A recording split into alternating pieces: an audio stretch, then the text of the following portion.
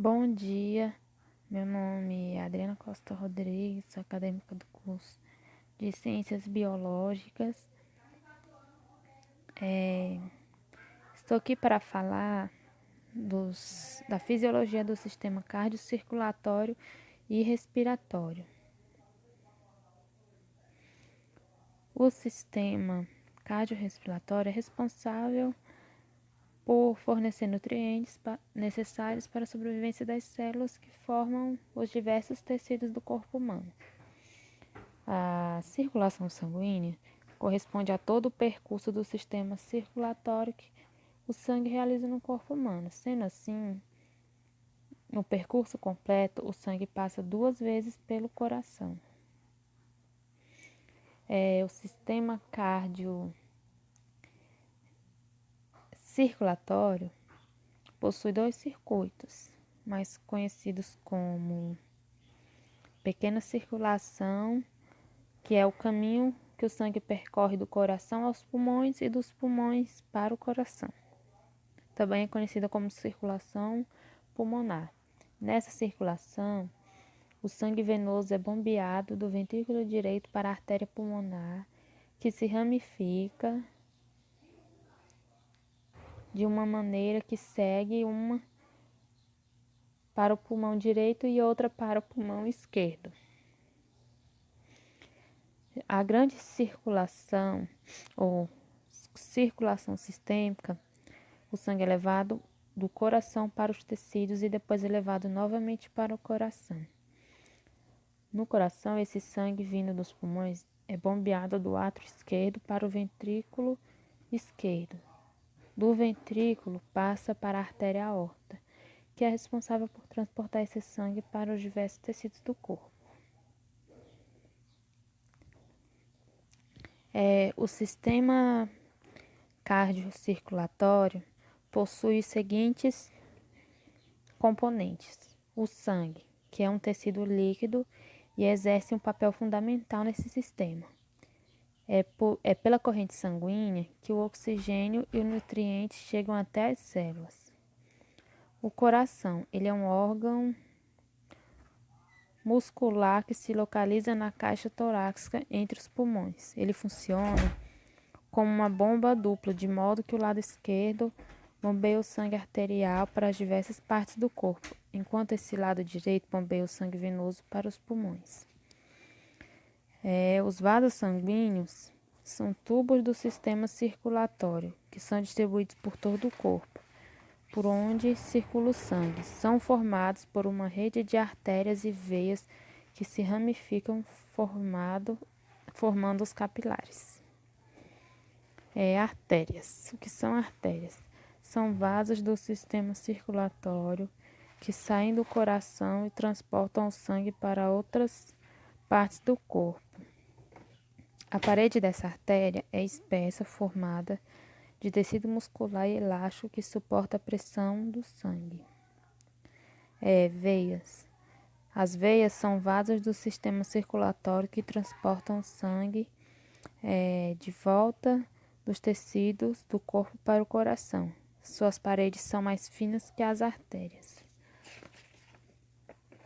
Os capilares. Os capilares são ramificações microscópicas de artérias e veias do sistema circulatório. Suas paredes apresentam apenas uma camada de células, que permitem a troca de substâncias entre o sangue e as células. Esses capilares se ligam às veias, levando o sangue de volta para o coração.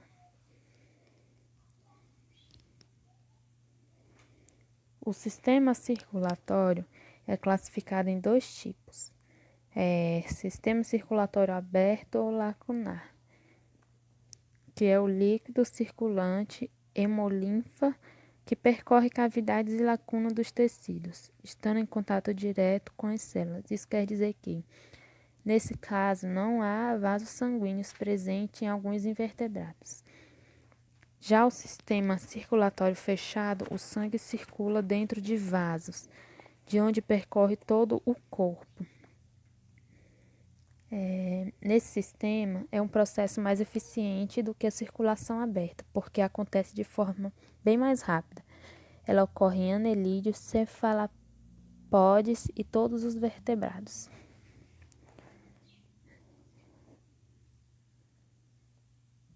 Teoricamente, os vasos sanguíneos eles são autorreguláveis, ou seja, eles se dilatam ou se comprimem de acordo com o volume de sangue circulante, de forma a manter a pressão arterial menos ou mais constante. Se o volume de sangue diminui um pouco, os vasos se comprimem, vasoconstrição. Se o volume de sangue aumenta um pouco, os vasos dilatam-se, vasodilatação. Nessa maneira, é lógico que existe um limite. Se o volume de sangue diminuir muito ou aumentar de forma excessiva, por mais que as artérias se comprimam ou se expandam, eles não vão conseguir manter a pressão arterial em um nível adequado. Pressão arterial. A pressão sanguínea é o nome dado à pressão exercida pelo sangue na parede dos vasos sanguíneos. A pressão arterial, por sua vez, indica a pressão que o sangue faz na parede das artérias. A hipertensão arterial é uma doença crônica que acomete milhões de pessoas em todo o mundo. Estima-se que cerca de 20% de toda a população tenha níveis de pressão arterial acima do normal. Nos idosos, a hipertensão é ainda mais comum, estando presente em mais da metade das pessoas. Agora vamos falar sobre o sistema respiratório. O sistema respiratório é responsável por garantir a captação do oxigênio do meio ambiente e a liberação do gás carbônico. Esse sistema está relacionado com a captação de oxigênio e liberação de gás carbônico. Ele pode ser dividido em duas porções, uma parte condutora e uma parte respiratória.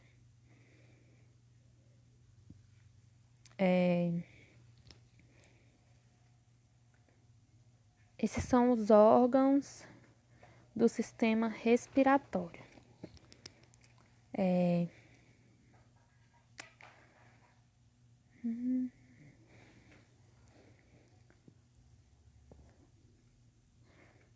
Órgãos do sistema respiratório.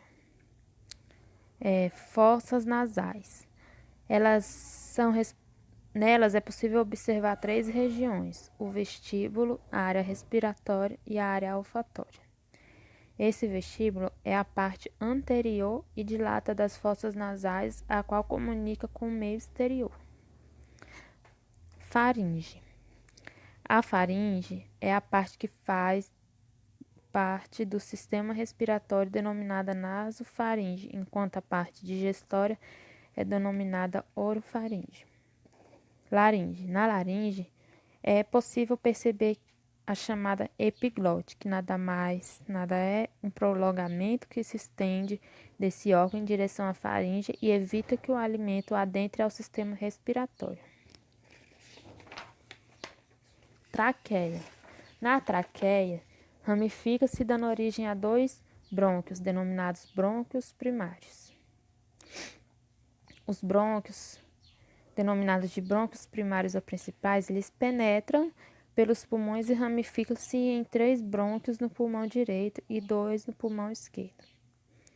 São esses brônquios, chamados de secundários ou lombares, ramificam-se dando origem a brônquios terciários ou segmentares, que se ramificam dando origem aos bronquíolos. Esses bronquíolos são ramificações dos brônquios que possuem o diâmetro de 1 milímetro e não possuem cartilagem. Agora, os alvéolos pulmonares. Eles são semelhantes a pequenas bolsas, que apresentam uma parede epitelial fina e são o local onde ocorrem as trocas gasosas. Pulmões. Cada pulmão é revestido por uma membrana de pleura. O pulmão de uma criança, por exemplo, ele apresenta uma coloração rósea, enquanto do adulto ele pode ter uma coloração bem mais escura devido à maior exposição à poeira e à fuligem.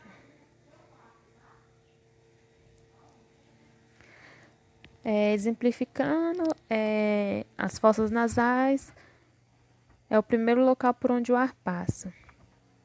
A faringe é um órgão musculoso e membranoso, comum ao sistema digestório e respiratório. A laringe é um tubo, cerca de 5 centímetros de comprimento, que apresenta forma irregular e atua garantindo a conexão entre a faringe e a traqueia. A traqueia é um tubo formado por cartilagens e hialinas em formato de C, logo depois da faringe. Os brônquios, eles são ramificações da traqueia que penetram cada um em um pulmão, pela região do hilo. Os brônquios são ramificações dos brônquios, possuindo diâmetro de cerca de 1 milímetro e não possuem cartilagem. Os alvéolos pulmonares são estruturas que fazem parte da última porção da árvore brônquica e estão localizadas no final dos ductos alveolares. Os pulmões, eles são órgãos em formato de cone que apresentam consistência esponjosa e apresentam a maior parte do seu parênquima formado por alvéolos, sendo estimada a presença de cerca de 300 milhões de alvéolos nos pulmões. A parte condutora, o sistema respiratório possui duas partes. A parte condutora é formada pelas fossas nasais, pela faringe, pela traqueia, pelos brônquios, bronquíolos e bronquíolos terminais. Já a porção respiratória ela é formada por bronquíolos respiratórios, ductos alveolares e alvéolos. Como esses dois sistemas se interagem? A troca de gases entre o sangue e os alvéolos, entre o sangue e as células teciduais, ocorre por meio da difusão simples, que por sua vez ela depende do gradiente de pressão entre os dois compartimentos corporais. Esse transporte de gases pelo organismo ocorre pela corrente sanguínea, predominantemente por meio da ligação entre a hemoglobina. A hemoglobina humana apresenta 4 cadeias peptídicas, 2 alfa e 2 beta, ligadas a subunidades M. O oxigênio ou dióxido de carbono podem ligar a essa subunidade. Dessa maneira, a hemoglobina pode transportar 4 moléculas de oxigênio denominada oxihemoglobina. Por outro lado, a hemoglobina apresenta grande afinidade pelo gás carbônico, cerca de 200 vezes superior à do oxigênio, e quando ocorre essa ligação, ela é denominada de carboxihemoglobina.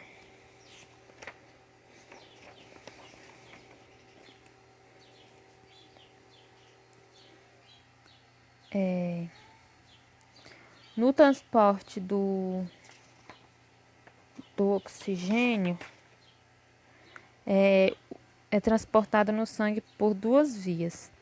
Ele é dissolvido no plasma e ligado à hemoglobina, sendo que 98% dele, presente no sangue, é transportado pelas hemoglobinas. Como ocorre o transporte do dióxido de carbono?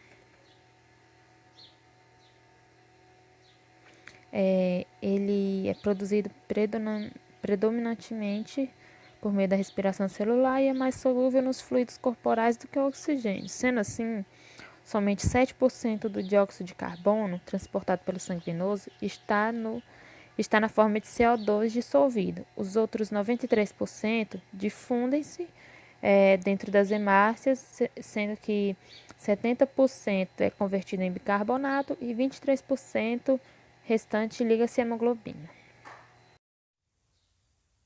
O bicarbonato é formado no interior das hemácias e apresenta, consequentemente, 2 funções no organismo, que é o transporte para os pulmões, onde ocorrerá a hematose, e a forma de bicarbonato que atua como tampão, que auxilia na estabilização do pH do corpo.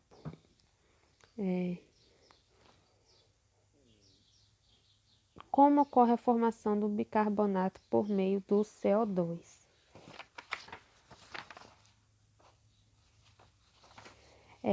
Podemos observar que Nessa imagem, podemos observar que o CO2, ele, ao sair dos tecidos, ele tem o auxílio da enzima anidrase carbônica, que está presente nas hemácias. E ele difunde-se para dentro delas, reagindo assim com água, formando o ácido carbônico, H2CO3, a fórmula química. Esse ácido carbônico, por sua vez, ele dissocia-se do hidrogênio e resulta em um íon hidrogênio e um íon bicarbonato, HCO3. E essa reação ela é reversível, ou seja, esse íon bicarbonato pode retornar à reação, formando novamente o ácido carbônico e, por fim, o CO2 e o H2O. Nesse momento, o CO2 pode atravessar a membrana alvéolo capilar e, por difusão, ser transportado para os alvéolos. Essa função de sistema tampão ela é desencadeada pelas reações do CO2, que formam uma espécie de barreira às alterações do pH sanguíneo. No entanto, essas alterações dos movimentos respiratórios também podem desencadear alterações no pH sanguíneo. Quando acontece uma insuficiência respiratória, ou após usar anestesia e sedativo, acontece o aumento da produção do CO2. Esse aumento ele promove a concentração maior de H+, e, consequentemente, diminuir o pH acidose. Por outro lado, onde há a hiperventilação, acontece a diminuição da concentração de H+, e aumento do pH alcalose. É nesse contexto que nós entendemos como o sistema cardiorrespiratório circulatório ele interage com o sistema respiratório. Aqui são as referências bibliográficas. Muito obrigada.